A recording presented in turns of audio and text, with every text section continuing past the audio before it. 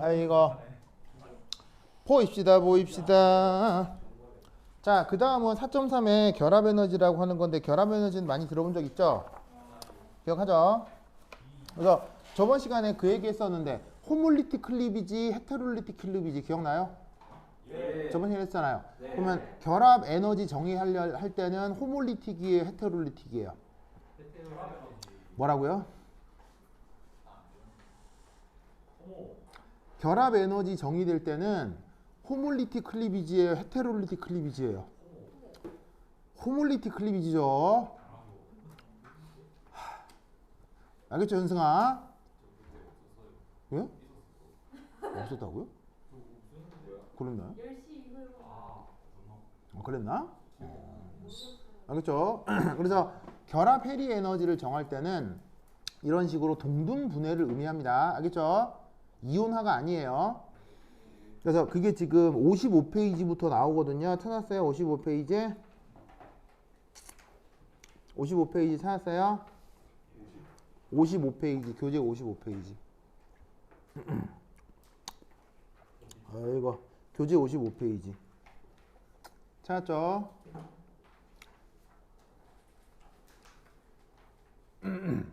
교재 55페이지. 찾았습니까? 그래서 거기 결합 에너지 보시면 기체 상대 AB 결합을 끊는데, 아이고 깜짝이야. 끊는데 필요한 에너지를 결합 에너지 혹은 결합 해리 에너지라고 한다. 그래서 영어로 본드 디소시에이션 에너지, 내 디소시에이션을 생략하고 본드 에너지라고 할 수 있어요. 알겠죠? 이때 중요한 건 AB하고 결합이 끊어질 때 A원자, B원자 모두 정기적으로 중성인 상태가 돼야 돼요. 아시겠죠? 알겠죠? 알겠죠? 이런 걸 무슨 클리비지? 써요. 밑에 호몰리틱 클리비지. 자, 바로 봐.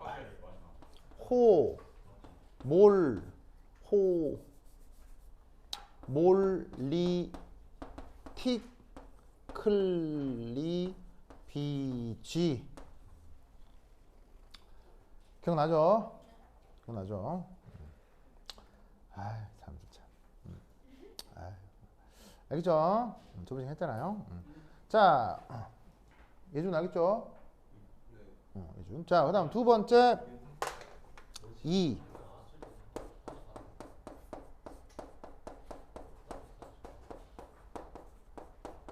주기적 경향.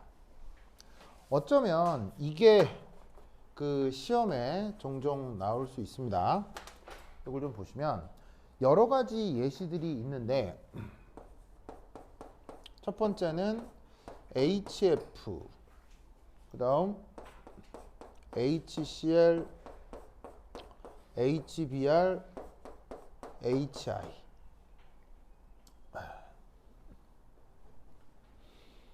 자, 뭐냐면 플로라이드부터 아이오다이드까지 17쪽 원소죠. 거기에 수소가 쭉 붙어 있는데 이때 결합력은 요래. 아시겠죠? 그렇죠? 이런 경향성이 강합니다. 그러면 우선 여기서 생각해 볼 수 있는 거는 첫 번째 1. 이 주기적 경향을 생각할 수 있는 건 바로 결합 길이가 숄터 짧을수록 바로 저런 식의 결합력이 강해진다는 얘기겠어요? 약해진다는 얘기겠어요? 강해지는구나. 아시겠죠?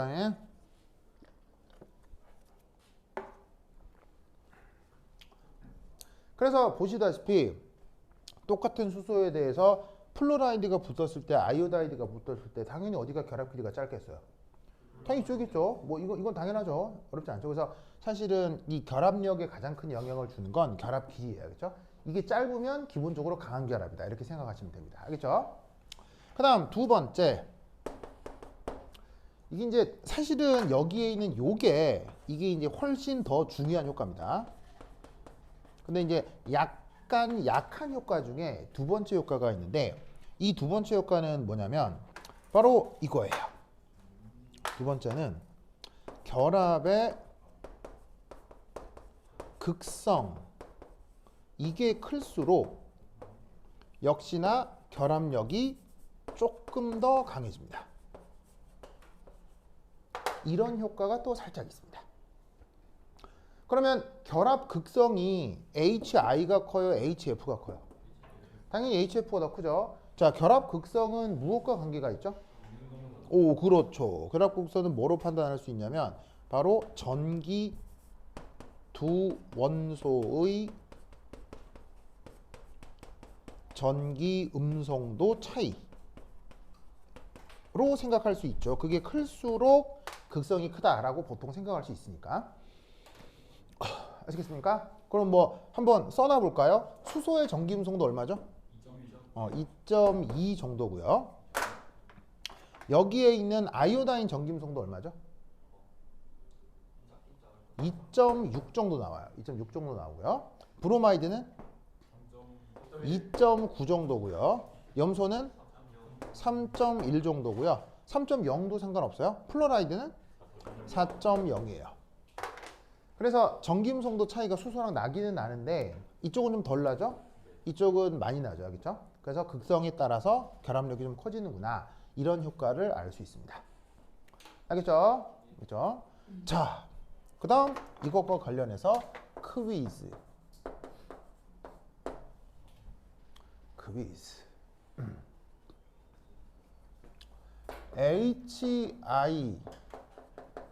HI보다 HF의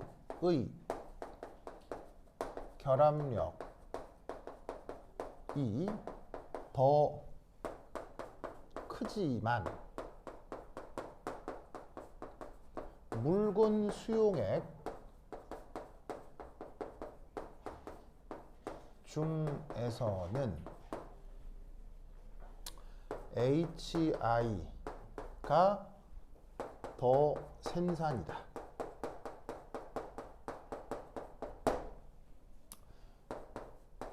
Explain why. 자, 한 2분 생각해 보세요.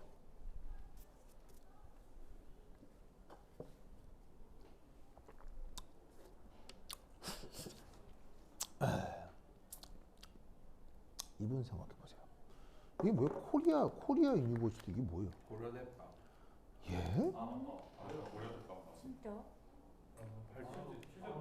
진짜 고려대학교에서 만든 거야? 연대빵표를. 우와. 연대가 근데 낫더라. 연대 보니까 연대가 낫더라 그냥. 연대빵이 더 나아요? 알겠습니다. 근데 사과잼 페스티벌은 그런 날 맘모스 빵은 진짜. 뻑뻑해요? 오케이. 알겠습니다. 자, 저거 왜 그래요? I 마이너스가 더 안정해요. 응? I 마이너스가 더 수용이 되게 안정한 게 있어요. 그런가요?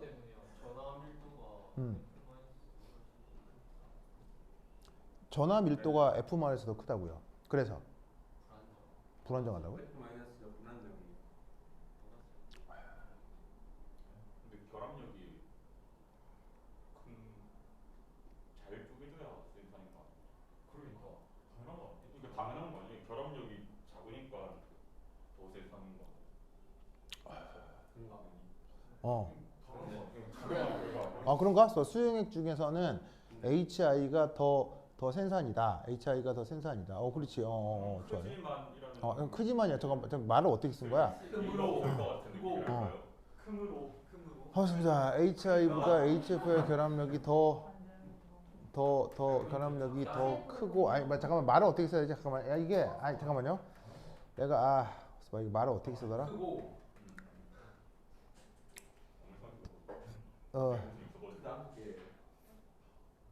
얘를 HF가 왜 강산이 아닐까? 이게 아니 말을 어떻게 써야 되더라? 잠깐만 이게 아유 이게 뭐더라 이게?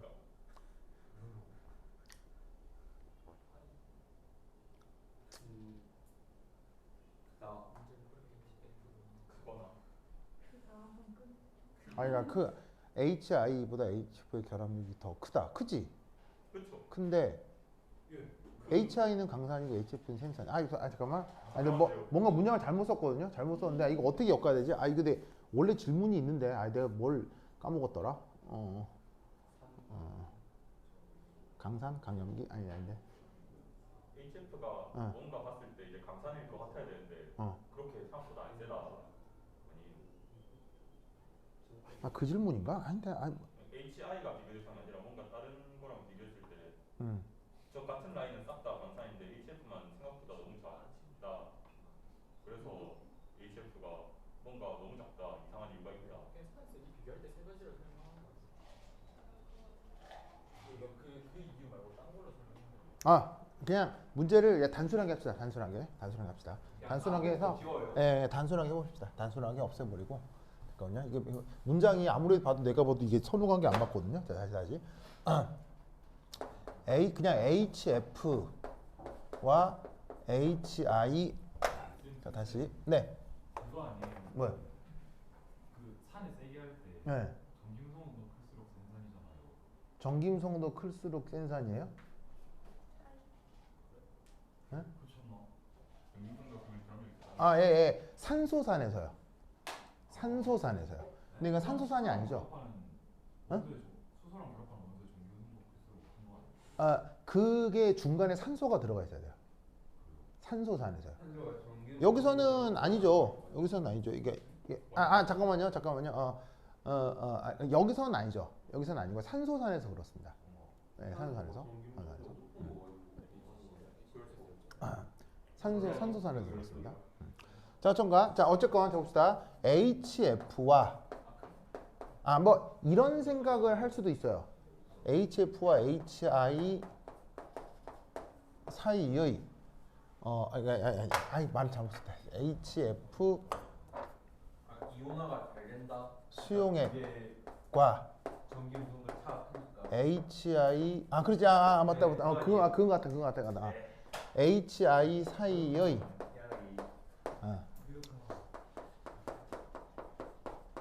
산성도를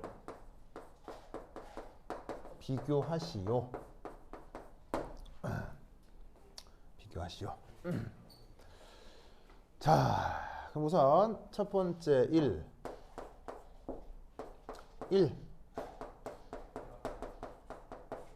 사내리에 대한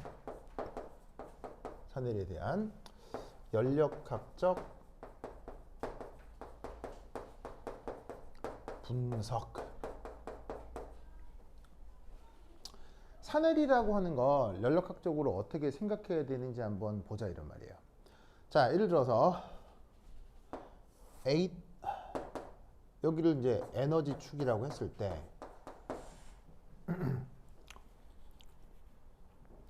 자, 예를 들어 여기에 HF가 여기 이제 기체 상태로 있다 이런 말이에요. 만약에 보이세요? 그럼 이때 여기에서 어떻게 그려볼까? 이 상태에서 얘가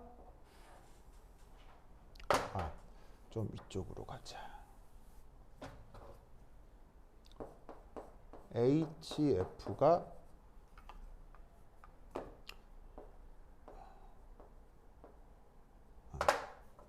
좀 밑에 그리고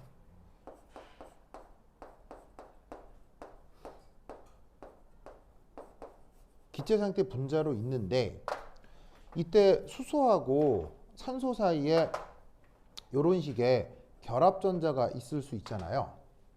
그죠? 그럼 이게 예를 들어 얘가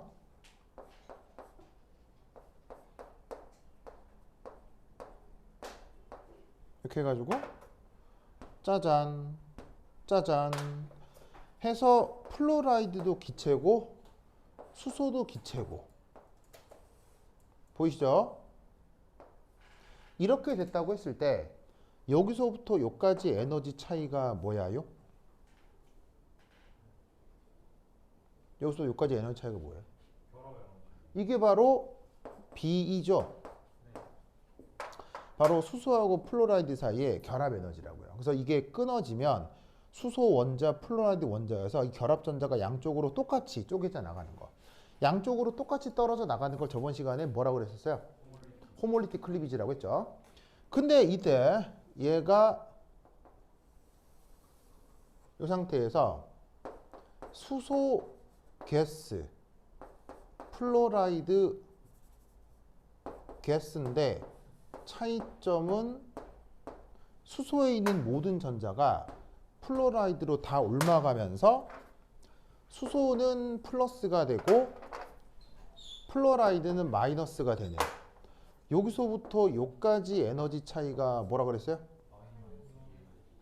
바로 저기에 있는 수소의 이온화 에너지에 플로라이드의 전자 친화도를 뺀 만큼이라고 했었죠. 그리고 이때 이온화 에너지 빼기 전자 친화도는 무조건 발열이라고 했어요? 무조건 흡열이라고 했어요? 이온화 에너지 빼기 전자 친화도는 무조건 흡열이라고 했죠. 아시겠습니까? 알겠죠? 그러면 이때 여기에서 이 둘이를 자, 짜자자잔 해서 수소 양이온 AQ, 플로라이드 음이온 AQ 보이시죠? 얘를 이렇게 바꿀 때에 이 에너지 차이는 뭐예요? 바로 델타 H 수화. 근데 H 플러스와 델타 H 수화 F 마이너스. 여기서부터 여기까지를 수화 에너지라고 하는 거예요. 무슨 말씀인지 아시겠죠? 알겠습니까? 알겠죠? 그리고 이때 얘가 HF 수화가 되는 것. 여기서부터 여기까지 에너지 관계를 이걸 또 뭐라고 해? 델타 H 수화의 HF. 아시겠죠? 예? 아시겠습니까? 그러면 우리는 여기서부터 여기까지 관계를 뭐라고 해요? 이거를 사내리라고 하는 거예요. 아시겠죠? 그러니까 지금 우리가 언급하고 있는 결합 에너지는 여기고요. 여기고 산해리는 여긴 거라 이런 말이에요. 무슨 말 알겠죠? 그래서 결합 에너지에 대한 얘기는 기체 상태가 기체 상태의 호몰리틱 클리비지를 의미하는 거고요. 산해리는 그 분자가 수화됐을 때 그리고 이온들이 수화됐을 때의 차이를 산해리라 하는 거기 때문에 산해리의 관계와 결합해리는 같은 거다, 완전히 다른 거다? 완전히 상황이 다른 거예요. 아시겠죠? 이때 만약 이럴 수 있겠죠? 저 산해리와 관련된 엔탈피가 있겠죠? 빼기 그때의 온도에 산해리와 관련된 엔트로피가 있을 수 있겠죠. 맞아요? 그럼 이게 바로 델타 G 산해리가 되겠죠. 맞아요? 그럼 이게 또 하필 표준 상태에서 일어나면 얘가 바로 마이너스 RT 로그 KA. 이게 바로 그 유명한 뭐다? 산해리 상수라고요. 그래서 이런 에너지 관계로 구한 표준 산해리 엔탈피하고 이런 식으로 마찬가지로 엔트로피도 구할 수 있겠죠. 그럼 그때 에너지를 넣으면 뭐를 구할 수 있다? 산해리 상수를 구할 수 있다는 얘기예요.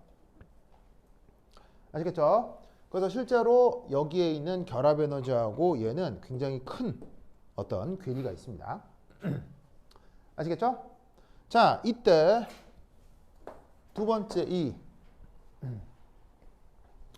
요겁니다.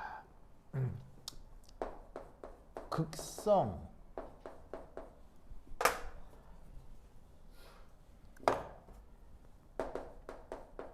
차이와 사내리의 관계.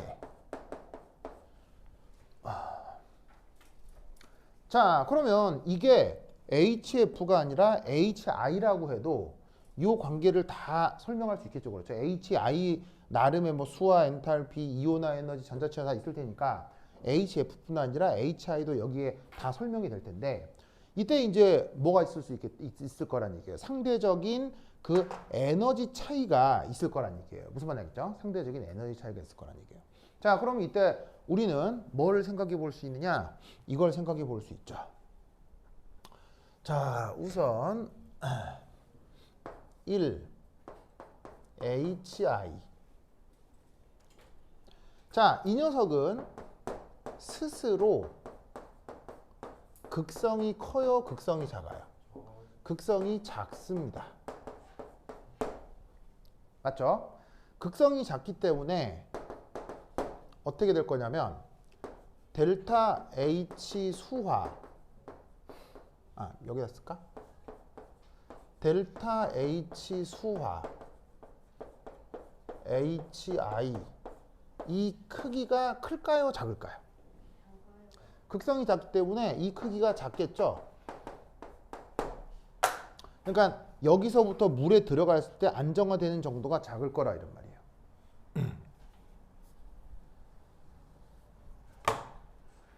무슨 뜻인지 아시겠죠? 알겠죠? 그러니까 수용액 중에서 HI는 그렇게 안정하지 않다는 얘기죠.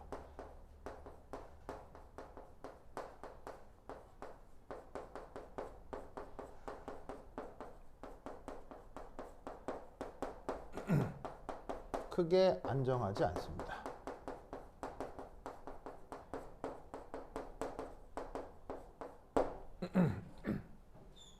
아시겠죠?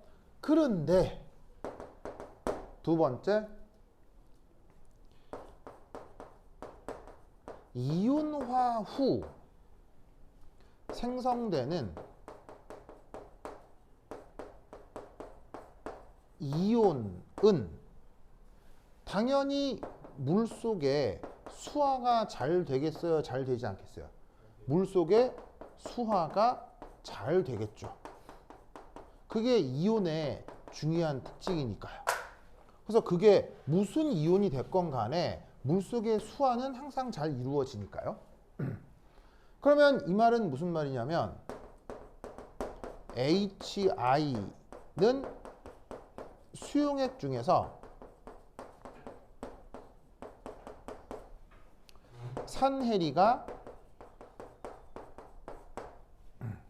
매우 자발적이란 얘기예요. 그래서 어떻게 된다? HI는 수용액 중에서 엄청난 강산이죠.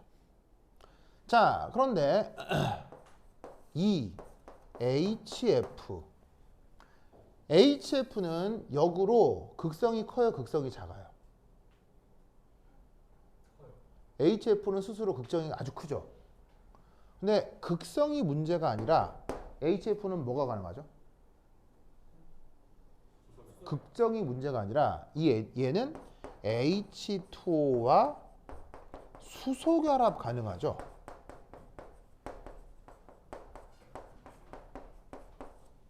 그러면 이 말은 델타 H 수화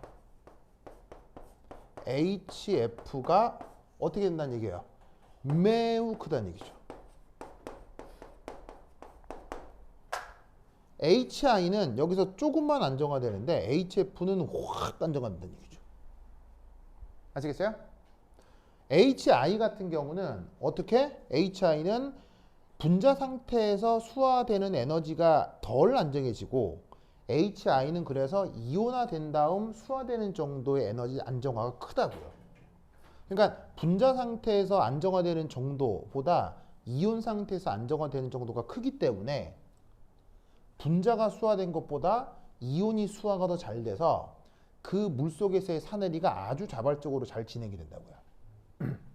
그런데 HF는 물론 이것도 안정해지겠죠. 안정해질 텐데 얘는 어떻게 된다? 엄청나게 안정해진다고요. 왜냐하면 얘가 수소 결합을 잘하니까요. 그리고 이때 얘가 수소 결합을 잘 하고 동시에 수소하고 플로라이드가 어떻게 된다? 충분히 안정화되지 못하는 이유는 바로 HF의 결합력이 크기 때문이에요.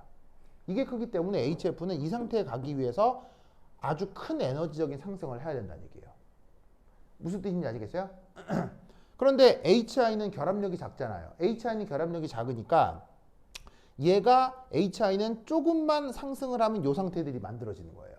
근데 이온이 됐을 때 수화는 많이 되니까 HI 상태에서 수화 에너지는 덜 안정해지고 그 차이는 자발적이 되는 거죠. 근데 HF는 이게 결합력이 아주 크거든요. 그러면 이렇게 이온화될 때까지 필요한 에너지가 클 거고 그 상태에서 이온들이 안정화돼 봐야 이 HF가 물속에서 수화되는 정도가 강하니까 그 경우는 이렇게 비자발적이 되는 거죠. 이해하겠어요?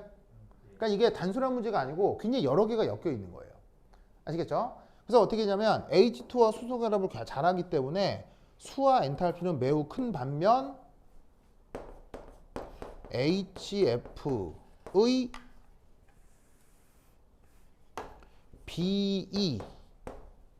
BE가 크죠. 그래서 어떻게 되냐면 저 HF는 수용액 중에서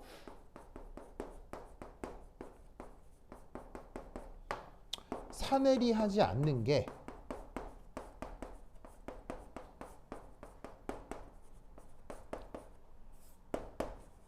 그게 더 안정한 상태가 되는 거예요.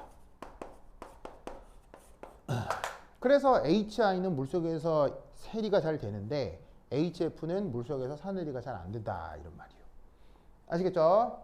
그래서 요 분석 방법을 잘 기억을 해두세요. 알겠죠? 네. 그래서 HF는 B가 큰 편이고 그래서 이온이 수화가 돼봤자 이 상태에서 수화가 더 안정해지니까 비자발적인 반면 HI는 수화가 잘 안 돼. 극성이 작으니까. 그런데 결합 에너지가 또 하필 작으니까 이 상태까지 도달할 때까지 에너지가 덜 들어가는 거지. 그런데 어차피 이온이 돼버리면 물속에서 수화를 통한 안정화는 크니까 HI의 수화된 정도보다 더 안정해지면서 산해리가 자발적이다. HI는. 아시겠죠? 어떻게 설명하는지 알겠죠? 그렇죠? 이렇게 기억을 해두시기 바랍니다. 자, 그 다음 두 번째.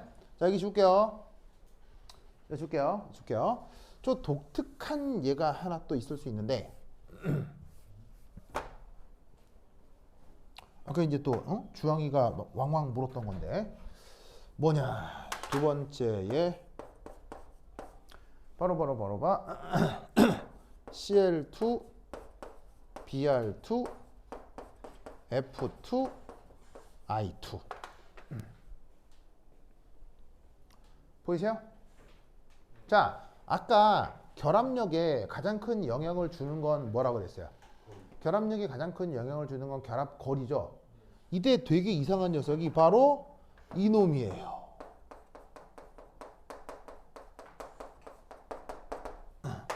얘를 빼면 경향성이 잘 들어맞거든요.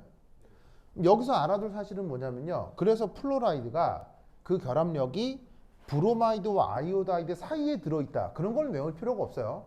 그런 건 외울 필요가 없고 뭐냐면 염소, 브로마이드, 아이오다이드는 순차적인데 얘만 좀 이상하다. 이렇게만 기억하면 돼요. 알겠어요?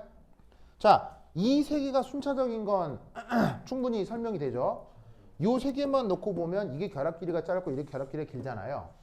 그런데 얘는 이상한 녀석이라는 얘기예요. 결합 길이는 제일 짧은데 오히려 결합력이 예상보다 훨씬 작아진다는 얘기죠. 이건 어떻게 설명하냐? 이렇게 설명합니다. 자, 플로라이드는 우선 기본적으로 원자 반경이 커요, 작아요? 이 비교 대상들 중에서는 가장 작고요. 그 다음 전기 음성도가 가장 크죠. 그러다 보니 어떤 일이 벌어지냐면 결합을 형성했을 때 그 결합도 모든 결합이 그런 게 아니라 바로 F 결합을 형성했을 때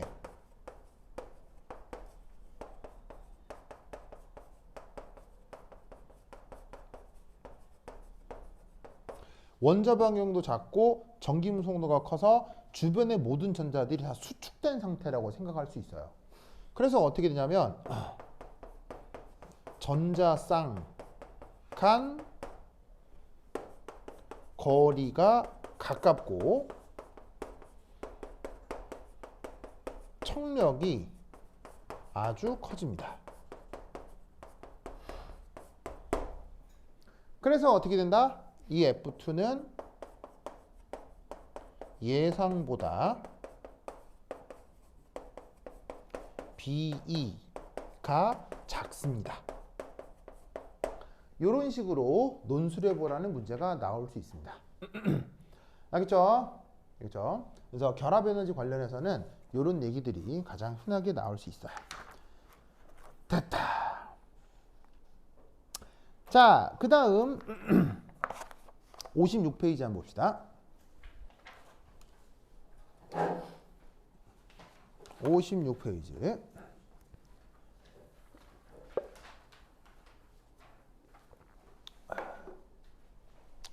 자, 56페이지 찾으셨죠? 56페이지? 56페이지. 자, 그 56페이지. 거기 보시면 뭐 다른 건 다 됐고 전기 쌍극자 모멘트 기억나요? 전기 쌍극자 모멘트는 혜정아? 힘들어해요, 그렇게? 아, 괜찮아요? 그래.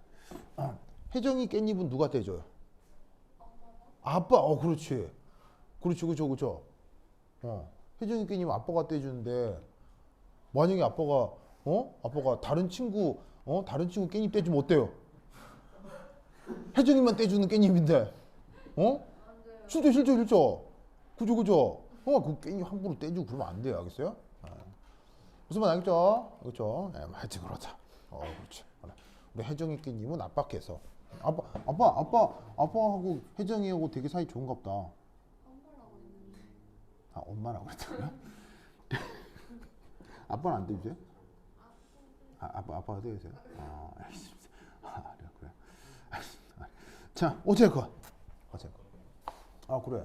그럼 세연이 깻잎은 누가 떼줘요? 꼬다리 잡고 떼면 잘 떼죠. 혼자 떼. 알겠습니다. 나 그냥 스스로 뗀다. 알겠습니다. 만약 누가 떼주면요? 고맙죠. 그냥 고맙다. 알겠습니다. 그럼 저기 만약에 깻잎을 현승이가 떼주는 게 좋아요? 혜정이가 떼주는 게 좋아요? 차이가 있나요? 만약에 다른 사람이 다르잖아요. 결과가 똑같잖아요. 제 깻잎이 내렸다. 그 말은 이제 둘이가 자기에게 똑같은 사람이라는 얘기죠. 사람은 다른 거지만 결과가 똑같잖아요. 그러니까 그 감정적으로 두 사람을 자기가 똑같이 대한다는 뭐 얘기죠. 감정을 담아서 생각을 할 똑같은 거죠. 똑같은 거죠. 하여튼 그렇다. 떼서 알겠습니다. 제가 먹을게요. 제가 먹을게요. 이놈의 깻잎 논쟁. 자, 어쨌건 거기 56페이지에 전기 쌍극자 모멘트 보시면 기억날란가 모르겠는데 전기 쌍극자 모멘트는 뭐하고 뭐를 곱하는 거죠? 뭐하고 뭐를 곱하는 거죠? 네, 바로 분리된 전하량하고요. 분리된 전하량하고 결합 길이를 곱하는 거죠. 오케이? 근데 그걸 전기 쌍극자 모멘트라고 하는데 관련된 물리학이 56, 57페이지에 소개가 됩니다만 이거 뭐 옥스토비 책이나 준달 책이나 이쪽과 관련돼서는 뭐 심하게 설명을 하진 않아요. 그래서 나는 거기에 이제 물리학적인 얘기 다 써놓긴 했지만 뭐 옥스토비 책이나 준달 책이나 뭐 이쪽은 그냥 이 전기 쌍극자 모멘트를 활용하는 것만 나오거든요. 그래서 이제 가장 유명한 타입의 문제가 57페이지에 있는 연습 문제 3번 한번 봅시다. 찾았어요? 이거예요. 이게 다예요. 전기 쌍극자 모멘트 관련해서 시험에 분명 나올 수 있습니다. 분명 나올 수 있는데 나와봤자 연습 문제 3이에요. 알겠죠? 그러니까 이거 정도 할 수 있으면 됩니다. 그럼 연습 문제 3번 한번 볼게요. 한번 쓱 볼게요. 어떻게 하라는 거냐면 문제에서 어떤 분자를 줍니다. 그러니까 문제의 구성이 항상 이렇다는 얘기. 쌍극자 모멘트 하면 문제는 항상 이렇게 나와요. 연수 문제 3 보세요. 이런 타입의 문제가 시험에 꼭 하나는 나옵니다. 알겠죠? 일반학 시험 문제는 꼭 하나는 나옵니다. 그러니까 빵점 방지용으로 꼭 나와요. 그러니까 이런 거 틀리면 안 돼요. 어떤 분자를 하나 줘요. 예를 들면 거기에서는 HF라고요. 알겠죠?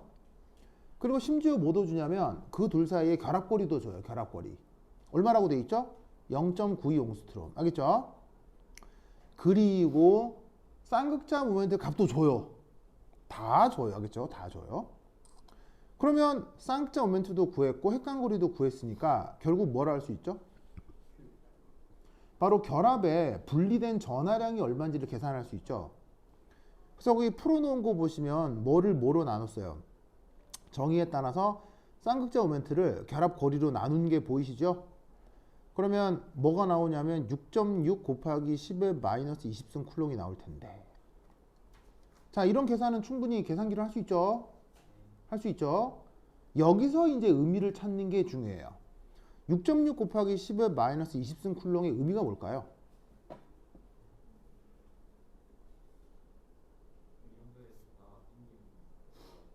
이 정도의 전화 분리가 됐다는 얘기죠. 전화 분리가 돼서 수소는 델타 뭐가 돼요? 수소는 델타? 델타 플러스 수소는 델타 플러스, F는 델타 마이너스가 된다는 거 아니에요? 그 델타의 크기가 6.6 곱하기 10-20승이라는 얘기잖아요. 그럼 이렇게 분리된 전하량의 물리적 의미를 찾으려면 항상 이 전하량을 전자 한 개의 전하량으로 나눠야 돼요. 계산한 거 보세요. 계산한 거. 그러면 전자 한 개의 전하량으로 나누어 주면 이 6.6이 대략 전자 몇 개에 해당하는 전하량이라는 얘기예요. 대략 40% 정도에 해당하는 전하량이라는 얘기죠. 그럼 이 말은 HF 결합에서 전자가 몇 개쯤 이동했다는 얘기예요. HF 결합에서 0.4개 이동했다는 얘기예요. 무슨 말 알겠어요? 알겠죠? 그러면 그 0.4개 이동한 것을 우리가 뭐라고 부른다? 이온 결합성이라고 하는 거예요. 그거 40%를. 그럼 나머지 60%는 뭐겠어요? 이온 결합성이 아니면? 공유결합성이겠죠? 그래서 HF는 공유결합 분자예요? 이온 결합 분자예요? 공유결합 분자라고 얘기를 하는 거예요. 그럴 때 이 전기쌍극자 모멘트를 써요. 아시겠죠? 요 정도의 문제 이렇게 해결할 수 있겠죠? 이해했어요? 이해했죠? 아주 유명한 문제입니다. 사실은 연습문제 3은 어디에 나와 있는 연습문제냐면요. 하이탑 화학 2에 나오는 연습문제입니다. 하이탑 화학 2에 연습문제가 나옵니다. 하이탑에 있습니다. 이게. 있습니다. 이해했죠? 그래서 이런 식으로 이 전기쌍극자 모멘트를 생각해 주면 되겠습니다. 오케이, 됐다. 그래서 이온 결합성과 공유 결합성을 이렇게 따진다. 알겠죠? 그래서 거기 보시면 표 8 몇 가지 이온자 분자들의 쌍극자 모멘트 찾았어요? 몇 가지 이온자 분자들의 쌍극자 모멘트 보시면 거기에 방금 예로 든 HF 찾았어요? HF가 한 7, 8번째 있죠. HF 찾았어요? 그래서 HF가 결합 길이가 0.916, 쌍극자 모멘트가 1.827 찾았죠? 그리고 그때 퍼센트 아이오닉 캐릭터가 41% 보여요? 41%? 그 41%가 위에서 계산한 0.41 이거란 얘기예요. 이해했죠? 그러면 H2는 퍼센트 아이오닉 캐릭터가 얼마예요? 0인 거 알겠어요? 왜냐면 H2는 전하 분리가 얼마나 돼 있겠어요? H2는 전하 분리가 어느 정도겠어요? 빵이겠죠. 빵. 같은 원자니까 전하 분리가 될 이유가 없잖아요. 그럴 경우는 100% 공유결합이 되는 거예요. 알겠죠? 이해했어요? 마찬가지로 NaCl 한번 볼까요? NaCl은 이온 결합성이 몇 프로 정도 돼요? 70% 정도 되죠. 79%, 한 80% 정도 되죠. 그러니까 전자가 몇 개쯤 이동했다는 얘기예요. 전자가 0.8개 정도 이동했다는 얘기예요. 이 정도면 우리가 무슨 결합이라고 한다고요? 이온 결합이라고 한다는 얘기예요. 아시겠죠? 그래서 이런 구분을 한다라는 것을 기억해 두시기 바랍니다. 오케이. 됐다. 알겠죠?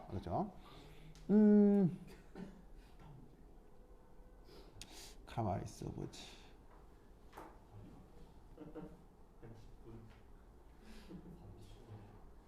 오케이. 자, 그다음 한 장 넘겨서 그다음 루이스 구조 가보겠습니다. 뭔 구조? 루이스 구조. 58페이지 루이스 구조. 자, 설마 하니 루이스 구조 못 그리진 않겠죠?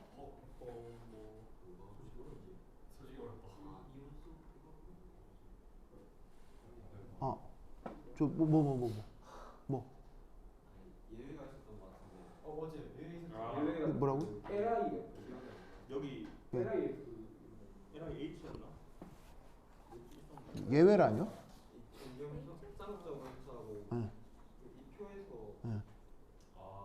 한두 개만 있었는데 뭐라고? 공유성이 50% 이상이었는데 HF 아니? 이용결합 있었어요? HF 맞지? 방금 H도 방금 41%. 아, 그거요? 사실 HF 그거랑 이용성 도수가 얼마인데 얼마 이상이면 그거라는데 그러니까 그 맞다. 정균선도가 얼마 이상이면 이게 이온이어야 되고 공유해야 되는데 그게 이상하다는 거죠. 그게 뭐냐면요. 네, 그게 뭐냐면요. 그걸 봐요. 그게 뭐냐면 아래쪽 표 보세요. 아래쪽 표. 아래쪽 표 그림 19 찾았어요? 그림 19 찾았어요? 자, 뭘 그린 거냐면 Y축에는 아이오닉 캐릭터를 그린 거예요. 알겠죠? 아이오닉 캐릭터를 그린 거예요. 그리고 X축은 뭐냐면 써놨죠. 일렉트로 네가티비티 디퍼런스. 찾았습니까? 일렉트로 네가티비티 디퍼런스. 찾았어요? 찾았죠? 그 관계에서 우리는 어떤 경향성을 크게 알 수 있냐면 전기임성도 차이가 클수록 뭐도 커진다? 이온 결합성도 커진다. 어떤 그런 경향성을 보이죠. 맞아요? 맞아요. 그럼 이때 이온 결합성이 50%가 넘으면 보시다시피 그 뭐냐면 이온 결합 화합물이라고 할 수 있는데 여기에 있는 그림 19에 그 함수 관계로 보아 이온 결합성이 50%가 넘을 때 X축의 전기임성도 차이가 대략 얼마 정도 되냐면 1.7인가? 뭐 그 정도 될 거거든요. 1.7인가 이렇게 될 거거든요. 무슨 말 알겠죠? 대략 그러면 대략 알겠죠? 그런데 HF에서 전기임성 차이는 얼마예요? 1.8이거든요. 이 얘기예요. 근데 HF는 이온 결합 분자예요, 고온 결합 분자예요? 고온 결합 분자죠? 고온 결합 분자죠. 무슨 말 알겠어요? 근데 이건 예외예요. 아무것도 아니에요. 아무것도 아니에요. 알겠어요? 예, 그냥 마음대로 정하는 거예요. 왜냐하면 첫 번째, 전기임성도 차이 1.7은 물리적 의미가 있을까 없을까요? 아무런 물리적 의미가 없어요. 알겠죠? 왜냐하면 전기임성도는 그 값 자체에 물리적 의미가 없기 때문에 그것의 차이는 상대적 비교일 뿐이지 절대적인 기준이 될 수가 없어요. 그냥 그림 19에서 나타나는 건 뭐냐면 19에서 나타나는 건 그냥 전기임성도 차이가 커지면 이온결합성이 커진다지 거기에 무슨 숫자를 적용해서는 안 된다는 얘기예요. 바로 함수관계가 없기 때문이에요. 데이터의 나열만 있을 뿐 얘네들을 연결하는 수리적 함수가 존재하지 않아요. 그러니까 그런 식의 직접적인 수치를 적용하면 안 된다는 얘기죠. 그 직접적인 수치를 적용하는 책이 바로 하이탑 화학 2거든요. 그 김복래 씨의 그 잘못된 저술로 대한민국의 그런 전기임성도 차 1.7이라는 말이 떠도는 거예요. 알겠죠? 그래서 아무런 의미 없는 말이기 때문에 그냥 뭐만 생각하면 된다? 전기임성도 차이가 커지면 이온결합성이 커진다만 생각하시면 돼요. 알겠죠? 알겠죠? 오케이, 됐다. 자, 한 장 넘기시고 루이스 구조. 구조, 루이스 구조. 루이스 구조 잘 그리죠? 왜요? 확장이 어렵다고요? 이상한 거몇 개가 또. 확장이 훨씬 쉬운데? 확장이 훨씬 쉬워요. 예, 맞습니다. 확장은 예쁘게 그리면 됩니다. 그냥. 그냥 뭔가 일거 같은 거. 아, 일 것 같은 거요? 이런. 감정 멋있다. 자, 루이스 구조. 그래서 여러분들이 까리까리한 거 위주로 몇 개 한번 그려보겠습니다. 자, 지금 다. 준다잉. 좀 어려운 거 있어. 라디칼 라디칼이나 N 뭐 혹시 뭐 이상 N 뭐 이상 뭐 N 그냥 라디칼. 자, 지금 이미 N 약간 두 개.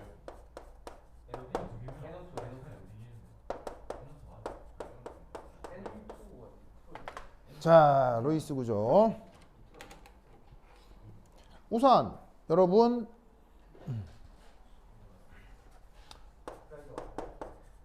뭐 옥텐 룰을 모르진 않을 거고요.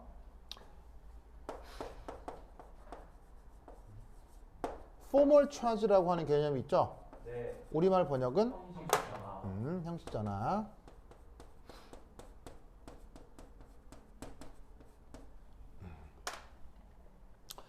자, 이 형식 전화. 형식 전화. 형식 전화 따지는 거 할 수 있죠? 네. 설마 이걸 모르진 않겠죠. 자, 이 형식 전화 어떤 논리가 있을 수 있냐면 이런 논리가 있을 수 있죠. 첫 번째 1. 자, 형식 전화는 어떻게 생각을 해볼 수가 있냐면 이거예요. 형식 전화는 이겁니다. 그 옥텟을 이루기 위해 공급하거나 받아들이는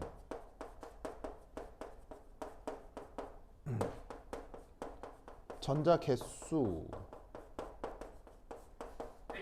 차이에 의한 전하 개념입니다.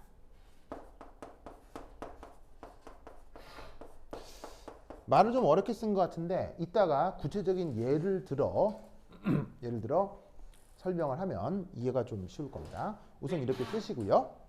그 다음 이 형식 전화에서 나타나는 이제 중요한 개념 중에 하나는 완성된 루이스 구조 상에서 특정 원소의 형식 전하가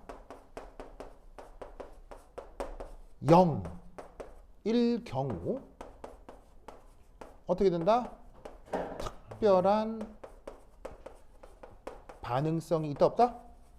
특별한 반응성이 없다라고 예상될 수 있습니다. 그래서 형식 전화 0인 건 루이스 구조 그리기에서 매우 불안한 상황을 뜻합니까? 아주 안정한 상황을 뜻합니까?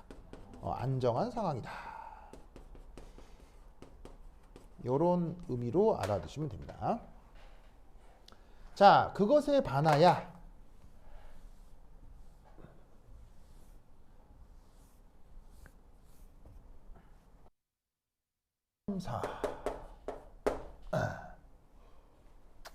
그것에 반하야 바로 옥시데이션 넘버라고 하는 개념이 있죠.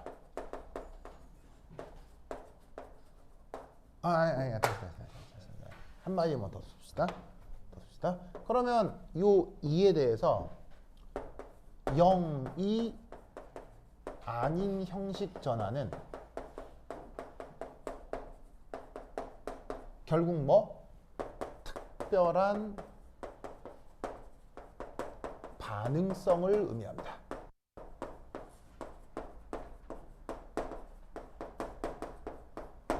그래서 루이스 구조를 그렸는데 어떤 녀석의 형식 전화가 0이 아니더라 라고 하면 그것으로부터 어떤 반응이 일어날 가능성이 굉장히 높습니다. 알겠죠?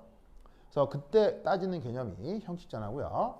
그 다음 5.4 옥시데이션 넘버 우리말 번역은 바로 산화수죠. 자, 산화수는 1. 산화수는 뭐냐면 완성된 루이스 구조 에서 각 원자 주변. 아, 그리고 여러분 산화수 따질 줄 알죠? 루이스 구조에서 산화수 따지는 거 알죠? 뭐로 구분하죠? 전기음성도 옛날에 많이 했었죠. 그렇죠? 근데 그렇게 표현한 그 산화수가 완성된 루이스 구조에서 각 원자 주변 전자 밀도의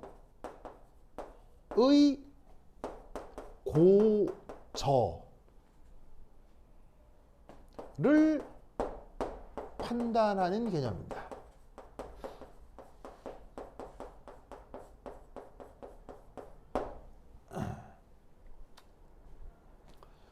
아시겠죠? 즉 산화수로부터 그래서 실제로 이쪽에 전자가 더 많겠느냐 저쪽에 전자가 더 적겠느냐를 판단해 주는 개념이 산화수예요. 알겠죠?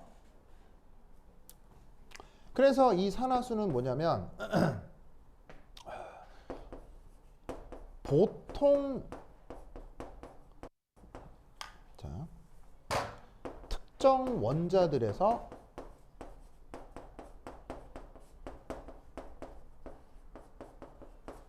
흔하게 나타나는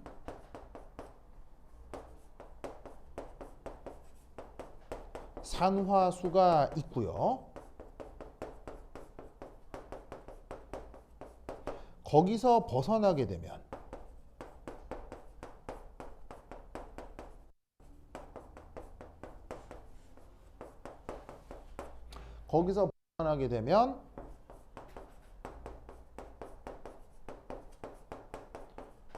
뭐 매우 큰 반응성이 나타날 수 있습니다.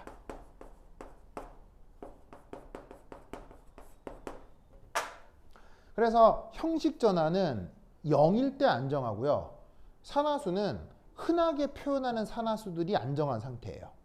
그러면 흔하게 표현하는 산화수라는 게 예를 들면 보통 들면 수소의 산화수는 보통 얼마? 1 플러스. 산소의 산화수는 2 마이너스라고 할 때 걔네들은 안정해서 특별한 반응성이 없는 거예요. 알겠어요? 근데 만약에 예를 들어서 산화수가 수소 산화수가 0이면 특별한 반응성이 나타난다는 얘기예요. 산소인데 산소 산화수가 마이너스 1, 산소 산화수가 0이면 특별한 반응성들이 나타날 수 있다는 거예요. 알겠죠? 그래서 이제 그런 판단의 개념으로 삼아 주시면 됩니다. 그래서 소개할 문제가 거기에 있는 연습 문제 샤.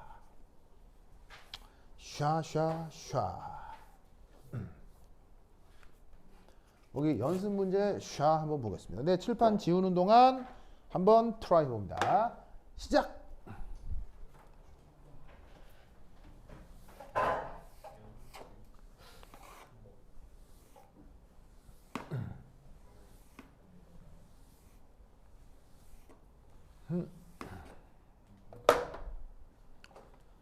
연습 문제 4. 58페이지 있는 친구는 안 읽어도 될 것 같아요. 네, 예전에 한번 설명했었던 겁니다. 기억하나 모르겠네요. 옛날에 했었어요. 루이스 구조 그리기. 설마 학교에서도 요거 했어요? 학교에서 했어요? 학교에서도? 아마 여러분 학교 교재에 비슷한 게 나와 있었던 것 같거든요. 그래가지고 자 봅시다. 연습 문제 4의 첫 번째 1 내용은 이겁니다. 바로 짜잔.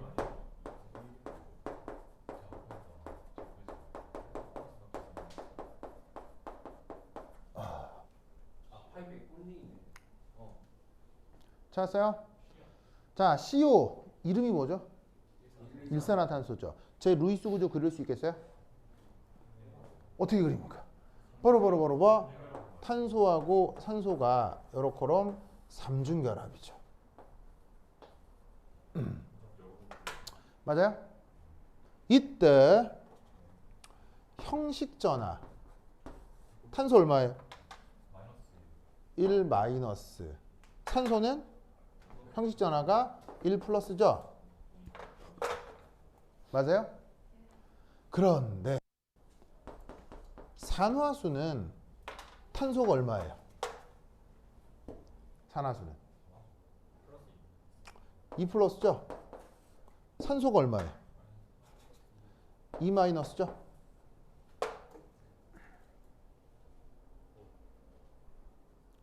맞죠? 그죠? 자, 그러면 첫 번째 1. 두 번째 1. 자, 짜자자잔 이렇게 쓰면 표시가 뭐예요? 바로 전기음성도를 얘기하는 거죠. 전기음성도. 탄소하고요. 산소. 전기음성도 누가 더 커요? 이게 더 크잖아요. 네. 맞죠? 네. 그러면 이때 어떻게 된다? 분자 주변, 분자에서 전자 밀도는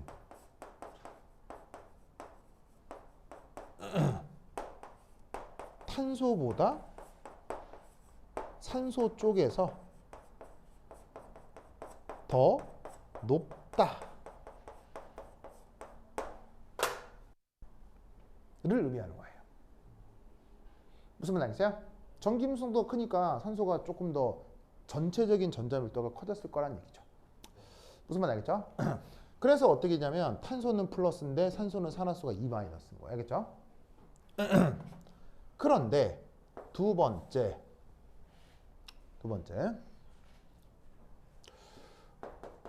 공유결합 혹은 옥텟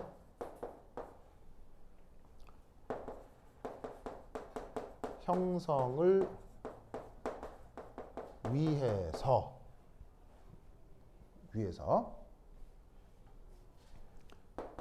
1. 탄소는 두 개의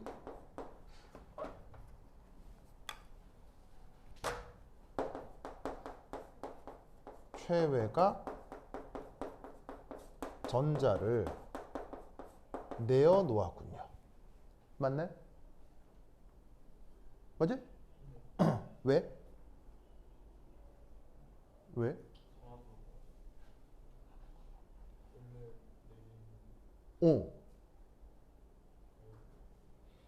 왜 공유결합을 위해서 탄소는 두 개의 최외각 전자를 제공했다고 할 수 있죠? 응? 응? 뭘 뺏어요? 산소는 점점 부족하잖아요. 옥텟을 탄소가 4개를 주고 탄소가 2개를 주고 정답! 무슨 말이냐면 탄소에 비공유 전자 몇 개 남아 있어요? 2개 남아 있죠. 원래 몇 개 있는데요? 몇 개 준 거예요? 2개 준 거지 뭐. 그 얘긴데? 맞아요. 되게 어려운 얘기에 뭐 당연한 얘기예요. 당연히 당연한 얘기죠. 그러니까 이 얘기에는 전기음성도 필요해요. 전기음성도 아무런 관계가 없어요. 전기음성도 아무런 관계가 없어요. 뭐를 만족시키기 위한 거니까? 옥텟을 만족시키기 위한 거니까. 두 번째, 그럼 역으로 산소는 몇 개의 전자를 제공한 거예요? 4개. 왜냐하면 산소는 최외각 전자가 몇 개 있어요? 6개 있죠. 전자가 몇 개 남아 있어요? 2개 남아 있잖아요. 그럼 몇 개 제공한 거예요? 4개 제공한 거지. 아시겠습니까? 네. 알겠어요? 그렇다면 개수 측면에서도요. 개수 측면에서도 혹은 비율 측면에서도 공유결합에 누가 더 많은 전자를 제공했습니까? 탄소죠. 알겠어요? 얘는 4개 중에 2개, 50%죠. 얘는 6개 중에 4개니까 60% 넘죠. 무슨 말인지 알겠어요? 그래서 어떤 일이 벌어지냐면 더 많은 전자를 제공한 산소의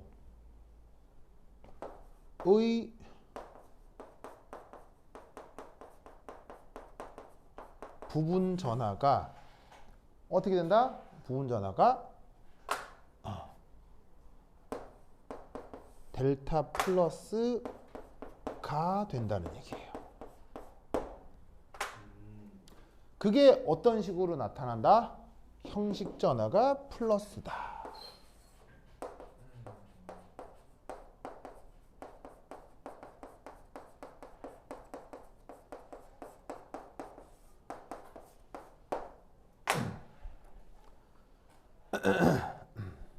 일이 나타난다는 얘기예요. 네. 무슨 뜻인지 아시겠습니까? 네. 아시겠어요? 네. 저 1번하고 2번의 차이점을 알겠어요? 네. 자, 전자 밀도는 산소가 없지만 그 산소가 델타 플러스다. 이해하시겠어요? 네. 이해하겠어요? 예를 들면 뭐 이럴 수 있죠. 이럴 수 있죠. 이럴 수 있죠. 뭐 예를 들면 이렇게 돼요. 이거 그치? 그러니까 그 뭐냐면 뭐라고 할까요? 어떤 상황이라고 할까요? 예를 들어 플러스. 그렇지. 회식을 하러 부서에서 나갔는데 회식비가 나왔어요. 그럼 회식비가 다 나올 경우 어떻게 해요? 이렇게 서로 객출해서 회식비를 메꾸잖아요. 근데 이때 평사원이 객출하는 돈하고 팀장님이 객출하는 돈하고 같으면 어떻게 되겠어요? 별로 같으면 그렇게 안 봐요. 욕 태백이는 내겠죠. 무슨 말이야? 욕 태백이라고 근데 무슨 말인지 알겠어요? 네. 알겠어요? 그럼 당연히 어떻게 되겠어요? 평사원이 내는 돈하고 부장님이나 팀장님이 내는 돈이 같으면 안 되잖아요. 다를 거 아니에요. 그게 인간 사는 방식이잖아요. 무슨 말인지 알겠어요? 네. 그래서 어느 날 하필 그 부서의 부장님이 알겠어요? 상무이사로 발령이 나는 거야. 그럼 부장님 기분 좋아 안 좋아? 좋아요. 좋지. 이제 상무이사 된 거니까. 이제 몇 년 더 할 수 있는 거 아니야? 무슨 말인지 알겠어요? 보통 부장에서 어떻게 돼? 부장에서 명태 되는 거 아니야? 원래 그래요 요즘. 부장. 그래서 요즘은 진급하는 게 아닌 거예요. 오래 못 걸죠. 얘를 팀원님은 언제 잘릴지 모르죠. 얘를 빨리 나가게 하려고 진급시키는 거예요. 그냥 사퇴시키면 안 돼요? 안 돼요. 평사원일 때는 자를 수가 없어요. 왜? 왜? 노동조합이 들어있기 때문에. 근데 진급을 해서 과장 이상으로 넘어가면은 노동조합에서 빠져나오거든요. 왜냐면 과장 이상부터 경영진이 되기 때문에 대리까지는 노동조합에 들어있어서 법의 보호를 받기 때문에 회사에서 함부로 자를 수가 없어요. 자르려고 하면 회사가 엄청 피곤해요. 별의별 서류를 준비해야 돼요, 회사가. 아니면은 그 평사원이 대역죄를 지었거나, 뭐 회사를 폭파했어요, 뭐 이런 거 있잖아요. 그런 거 아니면 일반 평사원은 자를 수가 없어요. 뭐 횡령 이런 거 아니면. 그래서 사람을 자르고 싶으면 얘를 빨리 평사원에서 경영진으로 승진을 시켜야 돼요. 그래서 요즘 젊은 나이에 빨리 부장되고 빨리 과장되는 거예요. 회사에서 어떻게 하려고요? 자르려고요. 그래서 부장에서 제일 많이 잘려요. 그죠? 부장에서. 그런데 거기에서 이사가 됐다. 그럼 이 말은 또 뭐겠어요? 1년은 더 해먹을 수 있다는 얘기예요. 1년은 더 할 수 있다는 얘기예요. 왜냐하면 그야말로 이사는 100% 경영진이기 때문에 이사는 무조건 해고할 수 있거든요. 그러니까 어떻게 되냐면 이사로 승진했다는 얘기는 이번에 부장님 이번에 명태가 1년 더 늘어났다는 얘기야. 그러니까 요즘은 승진하는 게 안 좋은 거예요, 회사에서. 알겠죠? 뭐 여하튼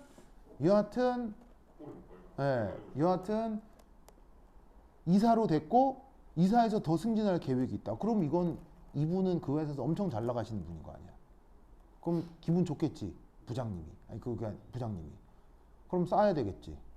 그래서 회식비로 300만 원이 나왔어. 그럴 수 있잖아, 그지? 부서원 다 가가지고 소고기 처먹으면 300만 원 나오지. 무슨 말 알겠어요? 그럼 부장님이 시원하게 쏠 거 아니야.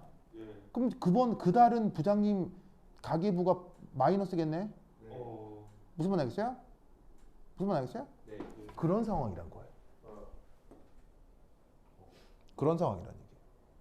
알겠죠? 네. 하지만 전체 자산은 평사원이 많아요, 부장님이 많아요.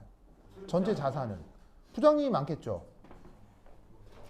그 상황이란 얘기예요. 무슨 말 알겠어요? 네. 알겠어요? 그러니까 뭐냐면 그 일시적인 상황에서 플러스냐 마이너스냐 한 거 하고요. 전체적으로 실제 전자 밀도가 플러스냐 마이너스냐는 약간 다른 개념일 수 있다고요. 무슨 뜻인지 아시겠죠? 그것을 구분해 보여주는 개념이 바로 형식전화와 산화수입니다. 그래서 루이스 구조를 그릴 때는 항상 이렇게 형식전화와 산화수를 구분해서 부여해 주는 게 아주 중요해요. 알겠죠? 이게 실제로 나중에 이제 베이결합을 이뤘을 때의 어떤 표현도 해줄 수 있는데 그 얘기부터 목요일 날 해보도록 하겠습니다. 오케이? 됐다. 그럼 그주 다음 시간에 만나요. 안녕. 오케이.